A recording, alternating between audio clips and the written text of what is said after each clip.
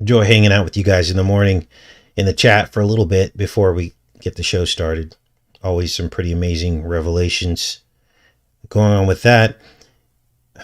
We noticed that Fauci's name backwards almost spells I cough. Isn't that weird? Now, people will say, oh, you're just reading too much into things. And you guys, synchronicity means everything.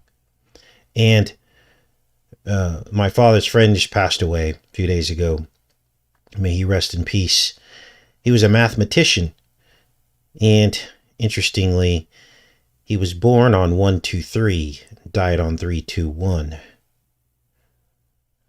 Almost like a counting up and counting down of his life.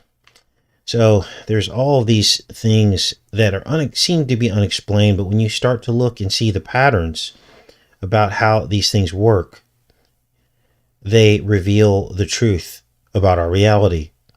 But if you see them individually, one upon another, you'll never make the connection.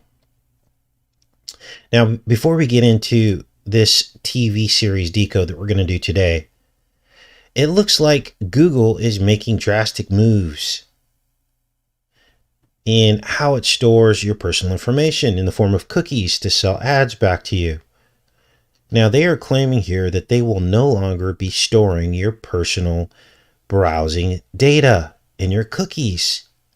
Now, this is huge because this is how Google rose to power, through sharing your private browsing data. Now, let's recap Google's business model to date for those of you that don't understand exactly how this works. Here's what they would do. They would use your Chrome or whatever browser you were using. They would use your browser activity to then place ads onto the sites that you browse. So in the borders, for instance, in fact, this page may have ads on it. I can maybe demonstrate this to you. Actually, this is the Brave browser. And so I have all of the cookies and ads blocked. It's automatic when you get the Brave browser. For those of you that haven't gotten this yet, there's a link in the description. You click on it, you download it, and you start using this browser. So your privacy is protected using that browser. But if you're a Chrome user, you would see a bunch of ads in the sideline here. And many of you see this when you're watching other YouTubers like live stream and stuff. You'll see that they have ads all along the sides here. So what is going on with this? Well, what would happen is they would place these ads on here, and then advertisers, the people that paid Google for the ads, could then track when and how you clicked on those ads, right? They can see if you clicked through the ad, if you watched the ad, if you purchased something because of the ad. And then all of that data goes back to Google, and then the advertiser can look at that, and then that feedback they can then use as a business model. And they can optimize their ads. They can only place them on certain sites, for instance, or they can only place them in certain demographics, like African American or someone who's into sports. You see how this works? Now, the whole business model was shady because there was all this personal data being traded and sold. And apparently this data is valuable because they want to know what you're doing in your own personal life. And where you searched, your sites that you visited, and all of this was being shared with the advertisers, with Google, and with anybody else who wanted to pay for your data. Now, this obviously is a breach of trust, but you got to understand that all of this was optional. You have the ability to block cookies. They have all kinds of plugins you can do that with. Or you can, like I said, use the Brave browser, and none of that gets shared with Google. So people willingly signed agreements and to have their data shared in order to use the Google products. Now, there is another layer to this, I guess you can call it, and that is that Google also purchases your credit card activity from your bank card.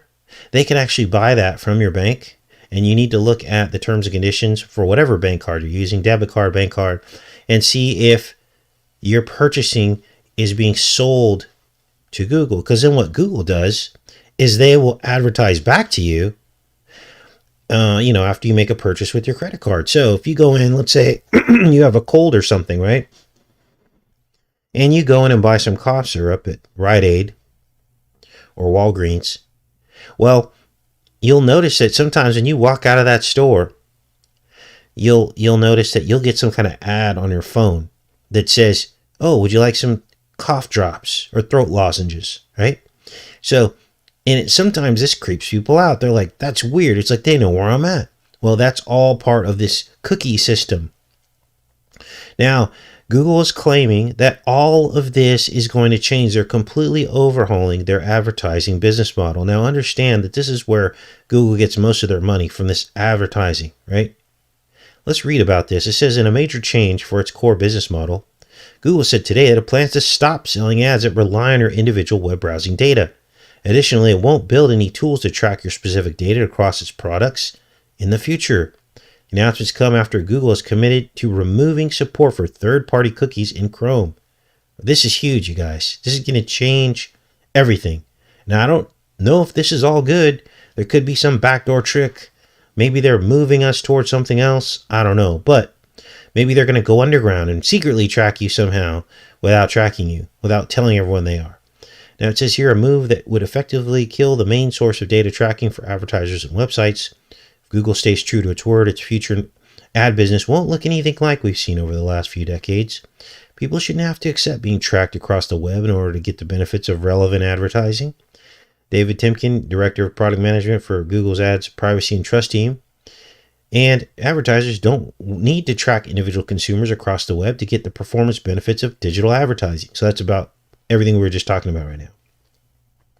So it's hard to fathom that statement coming from Google, a company that's built an empire by monetizing your browsing data. Looking forward, Timken says the search giant is planning to use privacy-preserving APIs, like the Federated Learning of Cohorts API, to deliver relevant ads. That solution will rely on groups of users with similar interests rather than drilling down to your specific behavior. Now, I can tell you that a lot of people like being advertised to, because like my mom, for instance, she's like, I don't really care about my privacy. I like it that they suggest things for me to buy and purchase. But then others of us we think that's very intrusive and invasive, and we don't want Google knowing all of our personal things going on in our life. It says here, he also points out that there may be other tracking techniques from other companies, including graphs based on email address.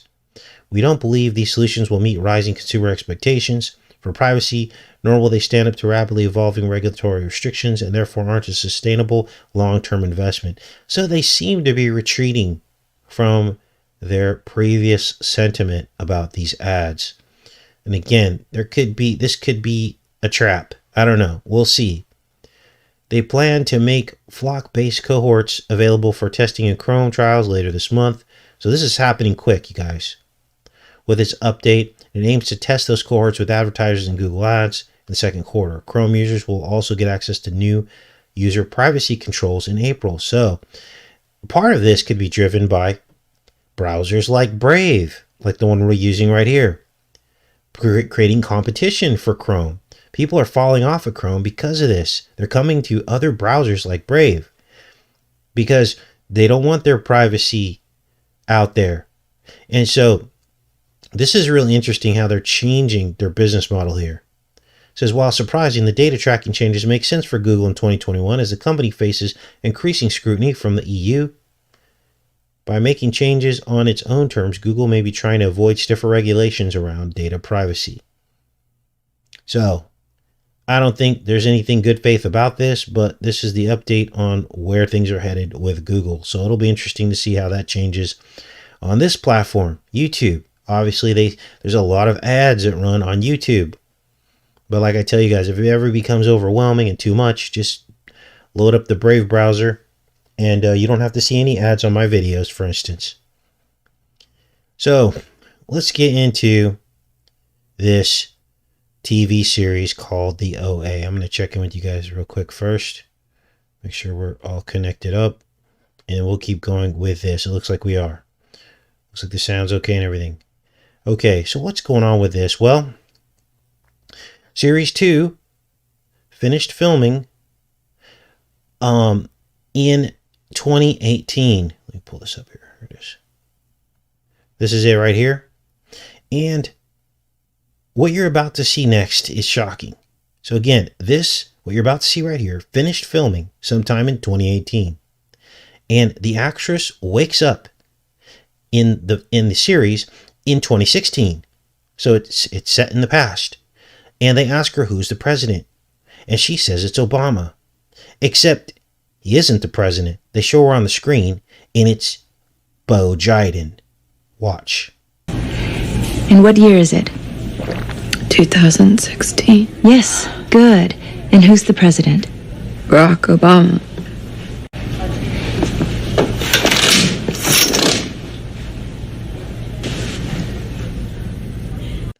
Now, this is crazy because here's the thing.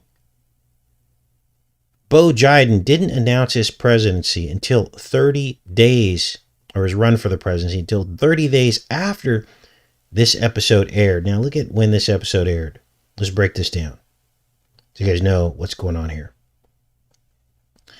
This is the episode here.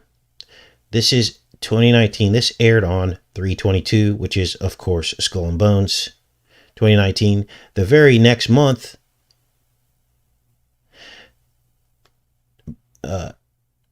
Bo Jiden announces his run for the presidency in April 2019.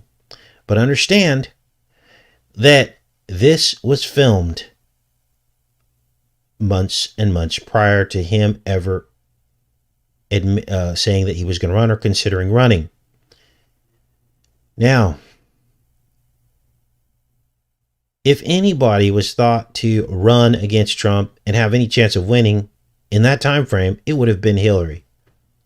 She never really officially announced that she was running. I can't remember, but nobody thought that Jiden would run, let alone have any chance of winning.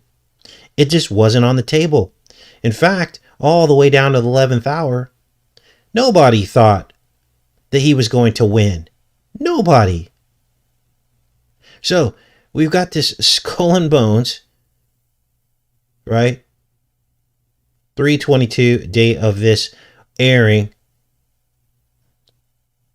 And this is crazy. It's called The Angel of Death, which ended up becoming CV-19, right? And look at this. The letter that shall not be named. Symphony. And what this is, it's the name of an online puzzle game that is part of the plot line. Now, before we get further into this decode, let me give you the premise and the backdrop of this series, because some of you may be a little bit lost. So there's this mad scientist, and he discovers that these 5 people are connected in a very special way that cannot be contained. It's a kind of spiritual connection where they can, I believe there's some astral projection going on here, which I don't believe in, but that's what it was going on in here. And he traps them underground together for 7 years in this pizza box. Basically is what it is. It's a pentagram divided in 5 pieces, like a pizza. They're trapped underground. And this doubles as a fish tank, because later, here's them too. Here, they're in this pizza box. And then there's like this fish tank, which is a metaphor for the pizza box. This is all of them in the fish tank. This is the mad scientist, this guy. So he starts running experiments on them. And basically what he does is he's trying to determine how they connect to one another. And he pulls them out one by one and he drowns them. Only their head. He sticks basically a fish tank on top of their head. He drowns them and he starts observing their spiritual experience as they approach death. Then he revives them quickly and returns them to their cell. This goes on for 7 years. 7 years of torture. Trauma-based mind control, trapped underground in a pizza box. Now you tell me what that means. Now, we decoded this back in 2017. I'm going to show you that clip when we decoded part 1 or series, the first series, season 1. So the group ends up escaping. They escape by jumping outside of their bodies into a new reality.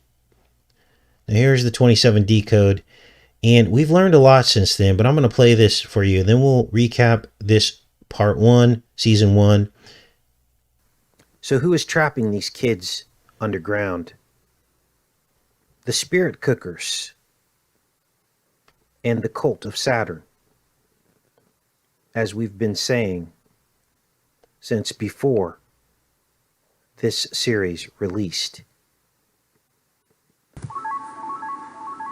Are you gonna dump pig's blood on my head at prom? So, obviously, the subject matter is all the spirit cooking stuff with, the lady that shall not be named, who's friends with Lady Gaga, who sang the national anthem for our country at the Eggnog the Nation. So we got basically a Satanist up there in plain sight. And this is what she was into. Pig's blood. This is crazy. Not unless you think that's hot. I knew it. You see? There was a sound. So what, you record our NDE? No. That's not a recording of your NDE. That's a recording of waves of electrons captured in plasma. So here the mad scientist is trying to explain to Prairie, is her name, and she's kind of like the leader of the 5. And he's fascinated with how they're connected and how they're able to transcend consciousness, right? And he starts talking about Saturn. Now, this is where we've come a long way in our understanding of what exactly Saturn is. But I want you to listen to this. By a machine of great sensitivity that has traveled way beyond the heliosphere, decades.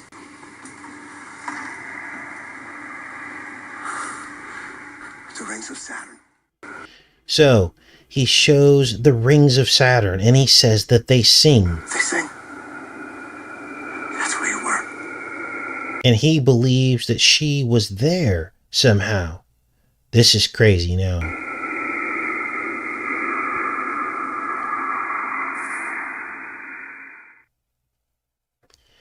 So, what is this about?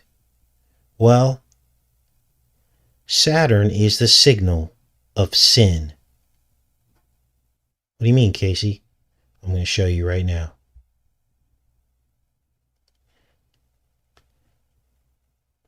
It's the record that plays in the background of this reality that keeps us locked in a prison. It's the hex.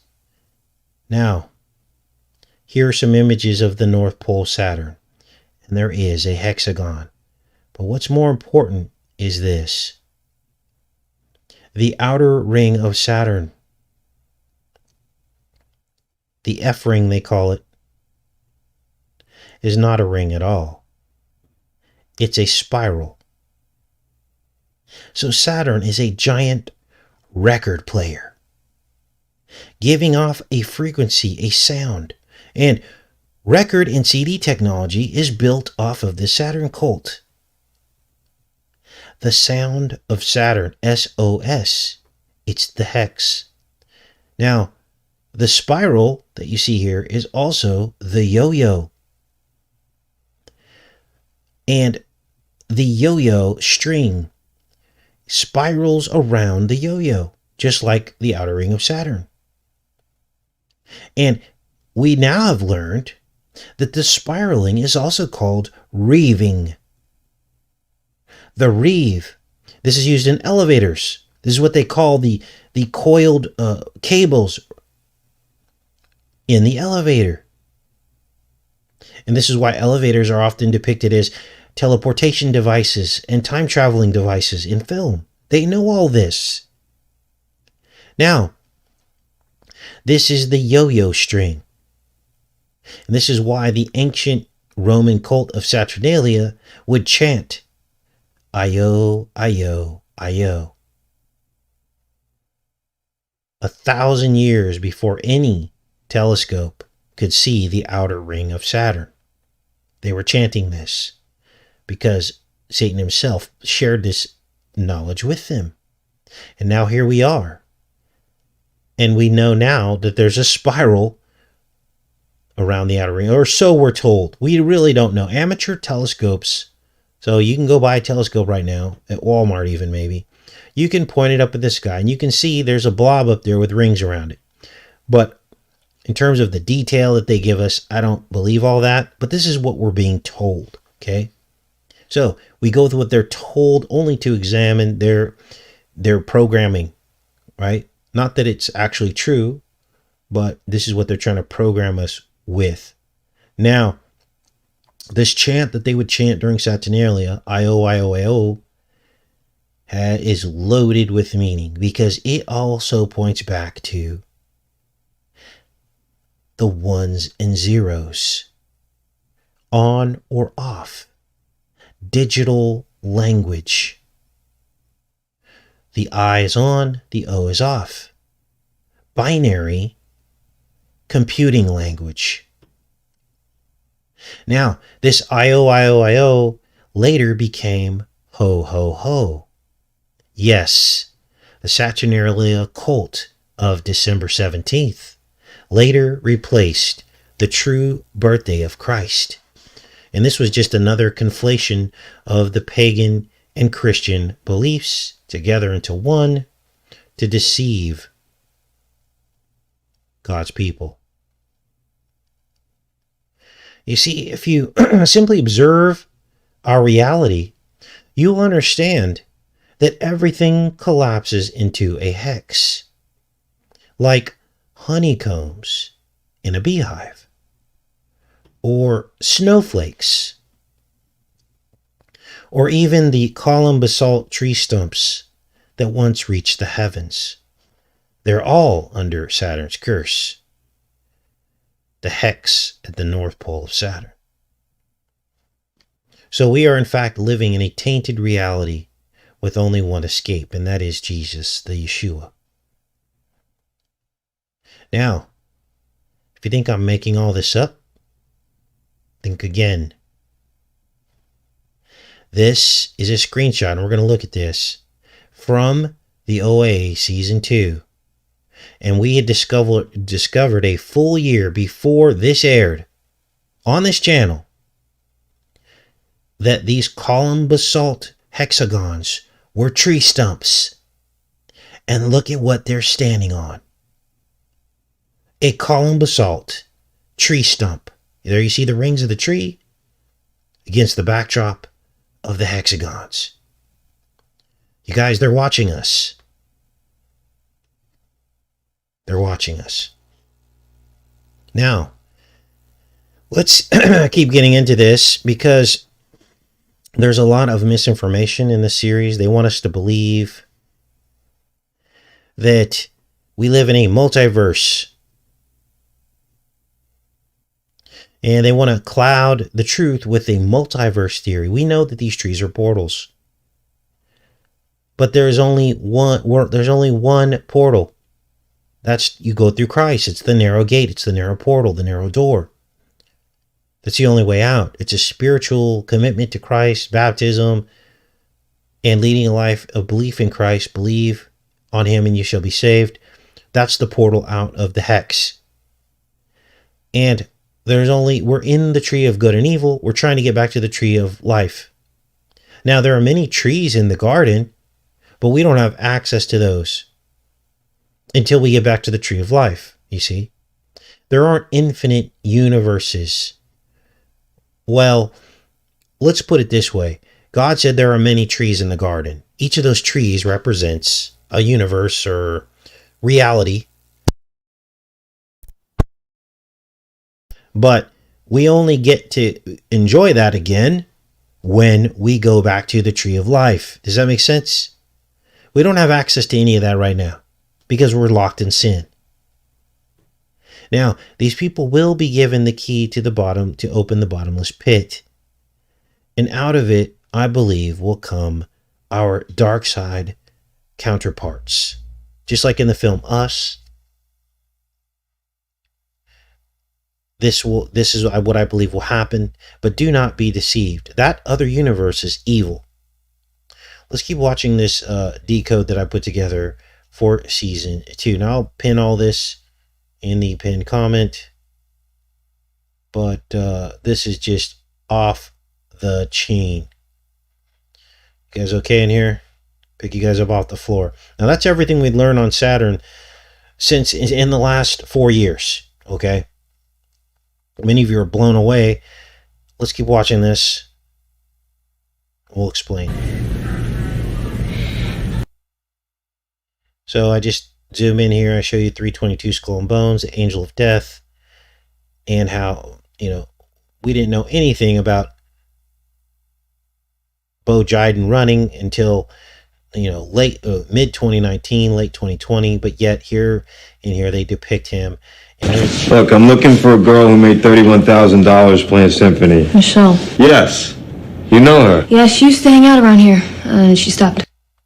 Now, this game is called Symphony, and you can see right here the letter that shall not be named. Again, it's filmed in 2018. Was anyone talking about the letter that shall not be named in 2018? Maybe they were.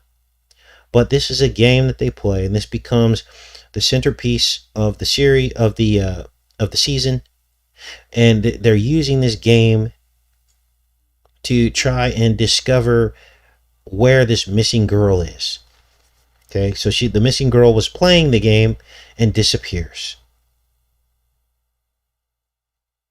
Unreal. How many times have we uncovered this letter, you guys?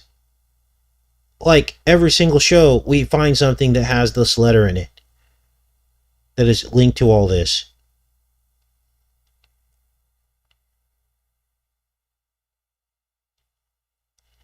All right.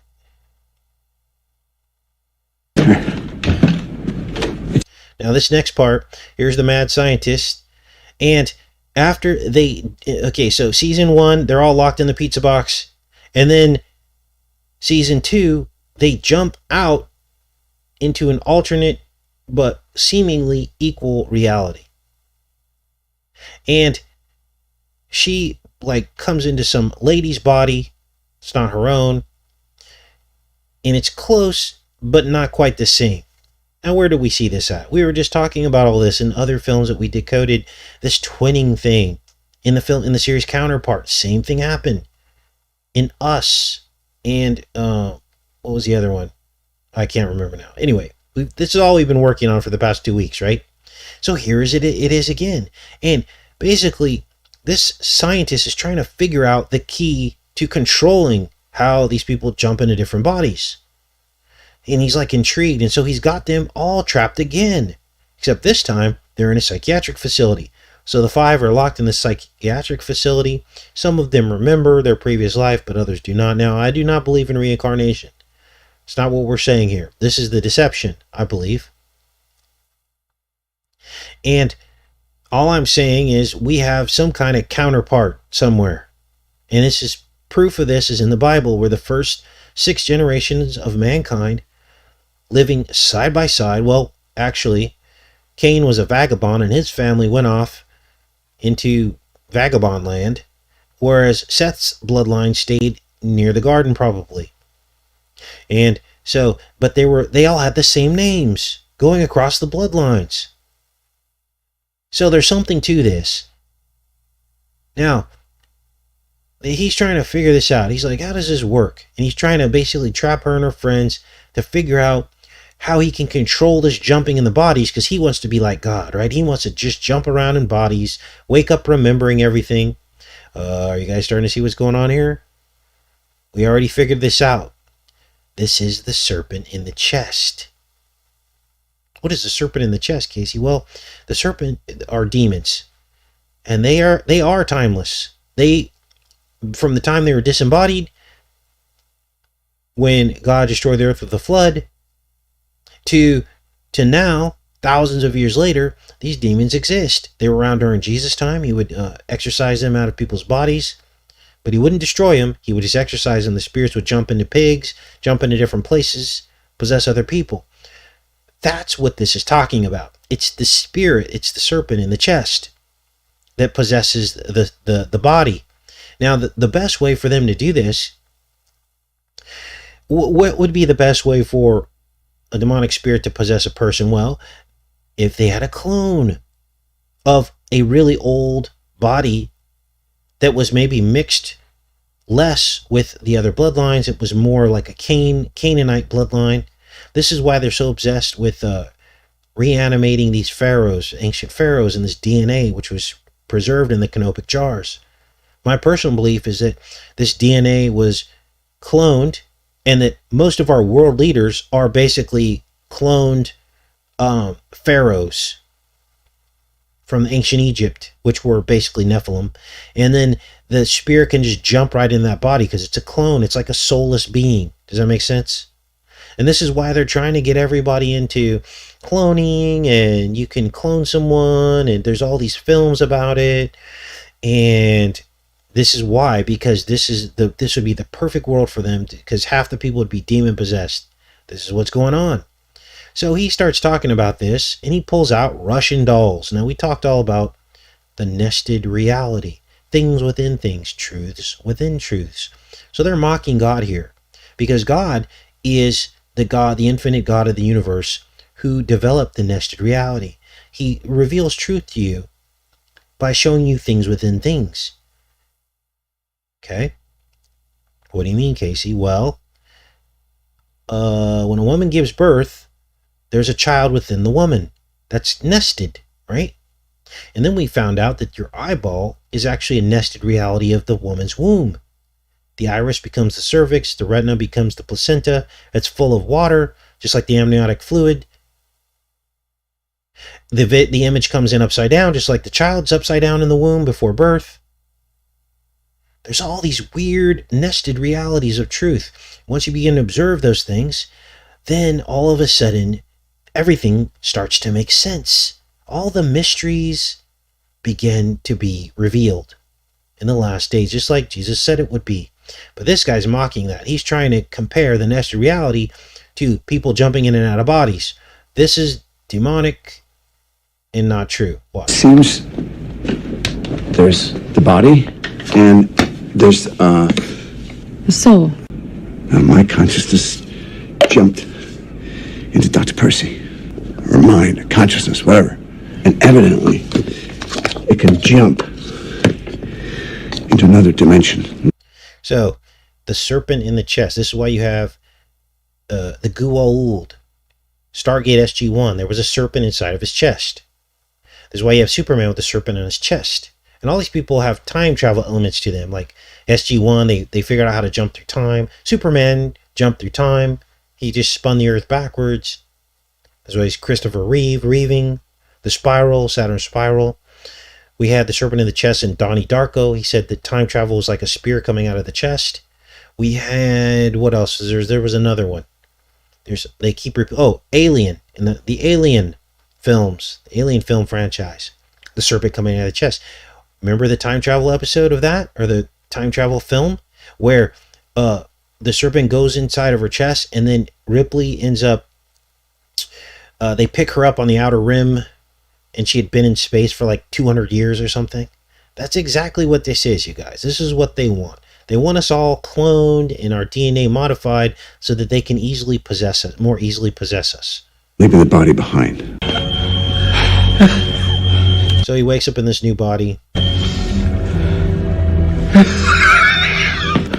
Like you always said, same play, different cast. Across many dimensions through time. Now, here's where things get creepy. Because there's this house that they figure out that there's something about this house where it's linked into how they're going to find this missing girl and some other things. The entire floor is a puzzle. They figure out that the entire floor is a puzzle.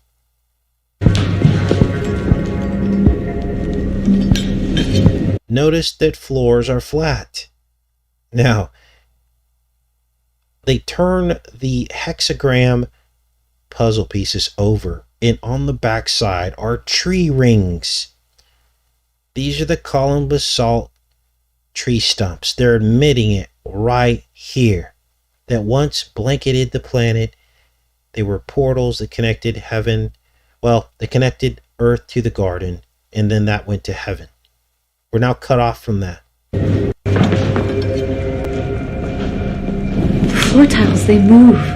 They're magnetic. There's a pattern on the back of every... Magnetic. Okay, let's go back in the show here. Okay, we're going to do a little Q&A because we love to do this, right? Okay, so what does it mean that the floor tiles are magnetic? You guys are super smart. What does that mean? That the floor tiles are magnetic?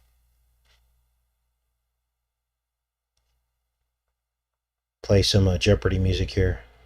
Dun, dun, dun, dun, dun, dun, dun. What does it mean that the floor tiles are magnetic? Dun, dun, dun, dun, dun, dun, dun, dun. Somebody always gets it. You guys are so smart. Uh-oh, what happened to our chat? Okay, it's moving. It's almost like the chat's on slow mode or something. The magnetic floor tiles. Articulated random intelligence says gravity. Close. Okay.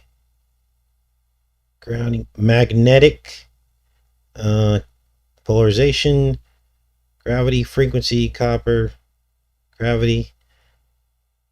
Electrogravitic. Fools Kings is close. It's the magnetic field. Remember everything we've been talking about? The owl eyes of Molech, the magnetic field. There you go. Jory's got it. The magnetic field, the torus field. Yes. So, that's what it is. They're telling you right here. Now, who picked up on that except for the 900 people watching today's show? Nobody who watched this series picked up on that because we're being told these secrets. God wants us to understand this so that we can wake people up to how we're being programmed. And these people know secrets that they're not telling any of us. So imagine this is the Earth, the convex lens or tiered cake, or, many believe it, it's just a flat plane, which that could be the case as well. I don't like to get into arguments about that. But this is your inner eye here. This is the top of the lens. And out of it comes the tree, as you can see here, and it's column basalt hexagons. Let me okay, we're going to show you some of this because we got to do a complete show here.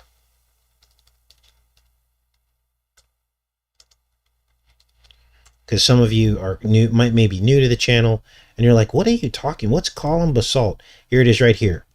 These are all around the earth. These are trees. Now they're trying to tell us, oh, no, those aren't trees. The scientists tell us, no, that's just how lava comes out of the ground and it cools like that. No, I don't want to believe that. I believe these were tree stumps. These were the trees of the garden. And look how perfect these hexagons are. This is what they're showing us when they show the rings amongst the backdrop. I mean, this is just crazy. That's actually a video game. Let's find the Devil's Tower. The most striking one is the Devil's Tower. This is the most striking one. That is a straight up tree stump. It's from Close Encounters of the Third Kind. These once reached the heavens. The angels cut them all off. They labored at the trees. According to the book of Enoch, they cut them all down to cut off the way to the garden. Now, they weren't able to be used at that point of the flood to access the garden. They were already disabled. Then you see that the hexagon curse fell upon them. They were no longer able to be used.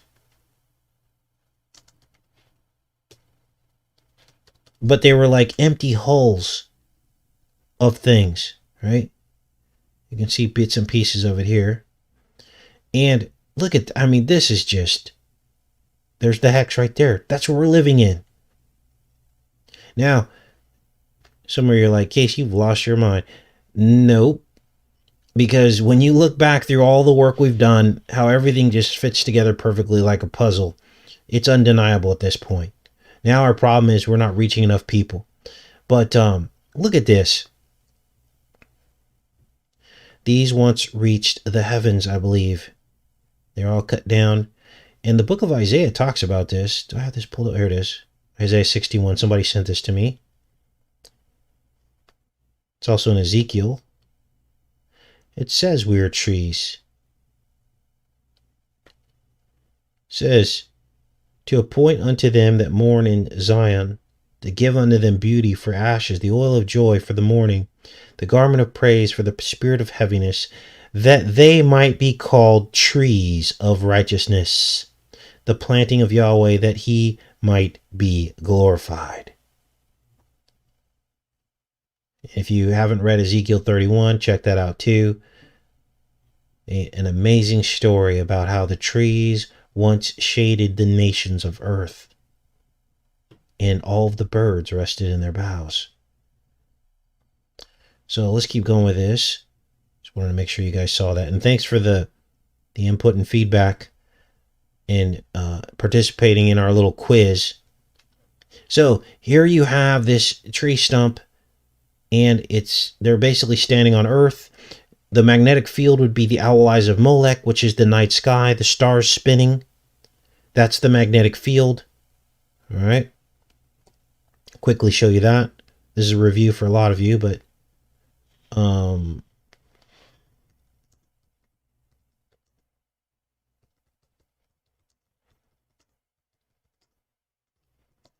so this is what it looks like at the equator. This is the magnetic field. This is why the tiles are magnetic. So Jory nailed it. Someone might have got it before him. I don't want to, we all share here, so nobody cares who got it first. But look at these images. This is the tree. This is a tree. See, this there's the trunk. Then you have the branches coming out and connecting to the roots underneath. This is also the eyes of Molech, the prison holding us in here. Now, someone noticed on the last series that we decoded, counterpart, on the actual vial where they were storing the bee weapon to release the flu to the world, it said 4432, the number 4432. And I didn't know what that was, but some of you looked it up. 4432 is Molech. We're not crazy, you guys. This is all very real. They put this number on the vial, and this is the number for Molech. So there you go. Somebody caught that. I didn't catch this. Several of you did. Many of you actually caught it. Good job. You guys are smart. You're full of the Holy Spirit is what it is. And when you're full of the Holy Spirit, you don't give credit to yourself. You give credit to the Most High. He's the source of all truth and goodness and love. Let's keep going with this. There's a pattern on the back of every tile. Maybe if we line up the patterns. We solved the puzzle. Safe to say, we solved their puzzle. Hiding in plain sight. The worthy will reach the revelations on the other side of the rose window in the attic, and the unworthy will be trapped and destroyed. It was their duty to protect it. How do you protect a spring? You design a house that is a puzzle. You design a house that is a puzzle. So what would be the metaphor there? Well, this would be probably a challenge to God. Like, as if like God kept this from us. He didn't keep this from us. This truth has been hidden from us, is what's really happened.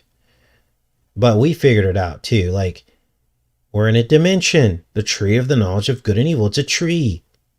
We're locked here in the dimension of sin, under the hex.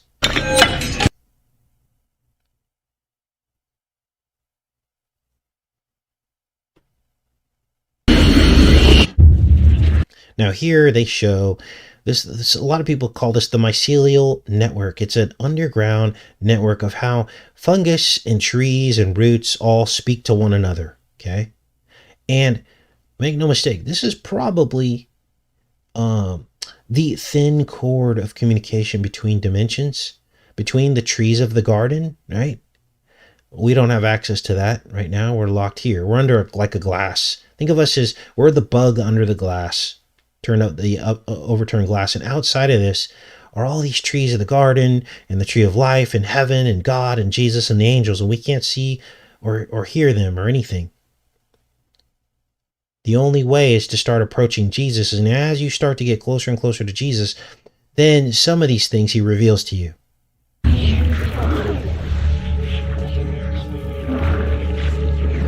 Now, we saw this in the Star Trek series, Discovery. They go on about this mycelial network and how plants communicate with one another. No child, no tree survives alone in the forest. Now, this would be mockery. No tree survives alone in the forest. Basically, what they're trying to say is, oh, God, you can have your tree of life, but it's not going to survive alone in the forest. That he has to acknowledge all the other trees. And even though we have tree stumps here, remember, there's the other side of the tree up in heaven is still there. The trees of the garden are still there. They're just severed away from our reality. Basically, we got cut off. Our tree got cut off.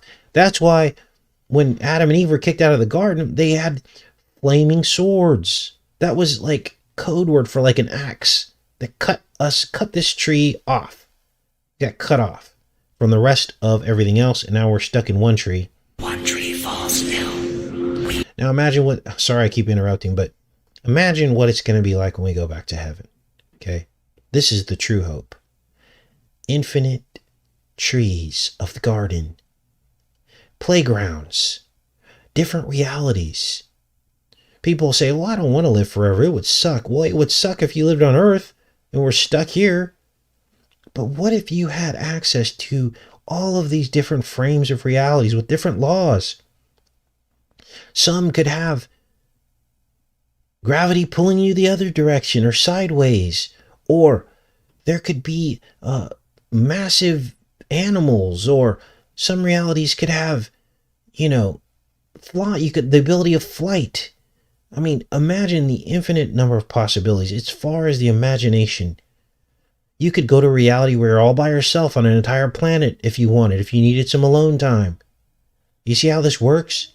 There's something very amazing that eternity has in store for us. You just have to believe it and understand it. God isn't going to make heaven boring. We're not going to be sitting around in robes with harps praising God all day.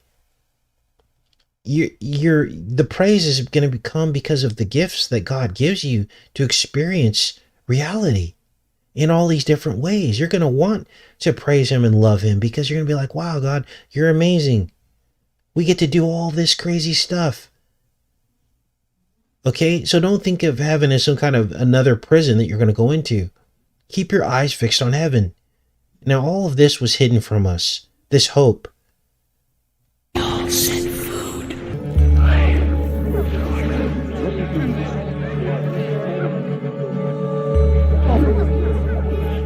Or if one tree dies, the canopy is broken. Then all suffer the weather and pestilence that flood in. Now that's loaded. If one tree dies, the canopy fails. That's probably like the firmament they're referring to.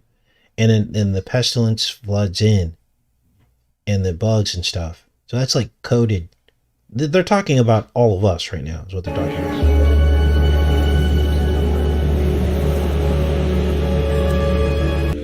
You will not survive on your own. Of course, that's the above, below going to above. What do I do? What do I do? So now I haven't published this particular montage yet, and because I'm only to episode 5 of the second season. Okay, so I'm going to continue. I'm going to probably finish that up today, and then I'll add to that montage, and then I'll upload it to the backup channel, so you guys can watch the montage, a more full montage. I may even add captions to it for the people that didn't get to make the live show today. But wow, right? Wow. Friday. Thought yesterday was Friday. I guess wishful thinking. We'll do a quick Q&A here. All right. So, thanks everybody for showing up.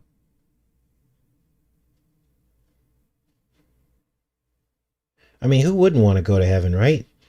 Guys, I'm waiting for it. This life is but a glitch. It's but a hiccup in this reality. All the suffering that we feel like we're doing, when you get to the other side and you get to live forever and not ever have to worry about disappointing God because he's going to take the ability to sin out of your mind, it's going to be amazing.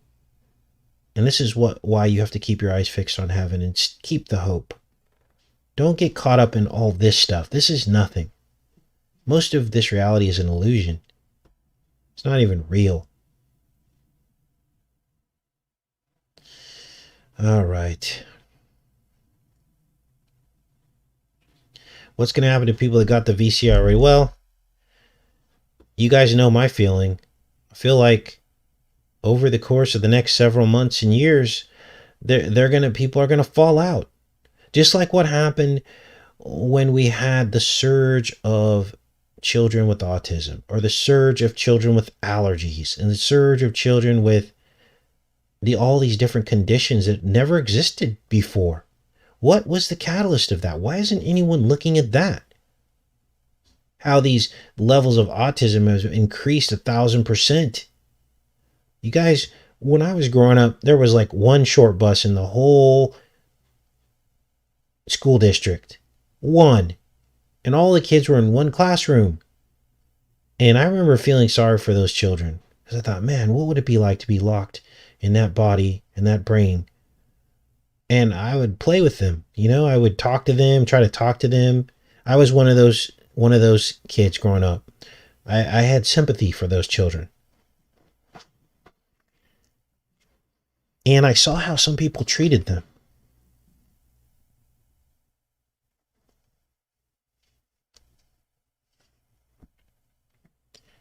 And it made me very sad. So that's the difference between good and evil right there. If you want to put it in a nutshell, there's some people that are evil and there are some people that are good. And they did this to our children. They did it. They'll never admit it, but they did it. And I shared with you my story about when I had a second round of BCs for a job. And I couldn't breathe for 4 years. I could not breathe. I had seasonal asthma. I had never had that in my life. I know for a fact it came from those. But they will not ever allow us to make the connection because it's about money. They're selling this stuff. And it's about enslavement. So they'll never admit it. We really depend on them to admit when something's harming us? Of course they're not. Of course they're not. So, I love each and every one of you. Be saved if you haven't already. Everything that you saw today was a gift of the Holy Spirit. All the credit goes to God. The Bible is real. It wasn't written by Satan. I take no credit. These were inspirations that came from God. So if you like the channel, you have to like God. If you feel like you think that that's not the case, then you shouldn't be following this channel. If you're going to try to give the credit to something else, if you think I'm so smart, I figured all this out. No, this is an inspiration. This is supernatural. And I'm just honored that God would allow us to be all part of this, all of you together. Have a great day, everybody.